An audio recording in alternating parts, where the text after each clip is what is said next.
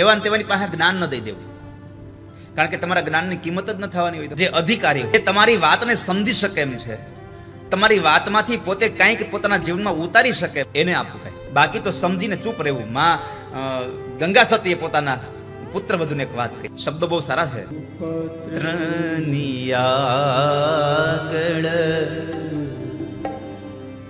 વસ્તુ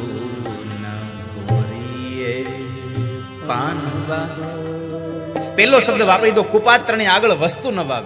એને વોરીએ નહીં ક્યારે. તમે વિચાર તો કરો, યુનિવર્સિટીમાં ભણવા ગયા એને આવા હારા શબ્દો જ લખ્યા. યુનિવર્સિટીમાં ભણવા ગયા એને નકરી શાયરીઓ લખી. વધારે ભણે શાયરીઓ બહુ લખે. અને આ ગામડામાં અભણ ક્યાંય ભણવા ન ગયા છતાં યુનિવર્સિટીમાં આજ એનું ભણતર થાય. કારણ આ બધી અંતરની આત્માની ઓળખાણ આપી છે, જીવનના સચોટ મંત્રો આપ્યા છે. આ ગીત નથી, મને એવું લાગે છે કે માં ગંગા સતીએ જે 52 પદો લખ્યા ને, આ 52 પદો એ આપણા માટે 52 શ્લોક સમાન છે, 52 મંત્રો સમાન છે.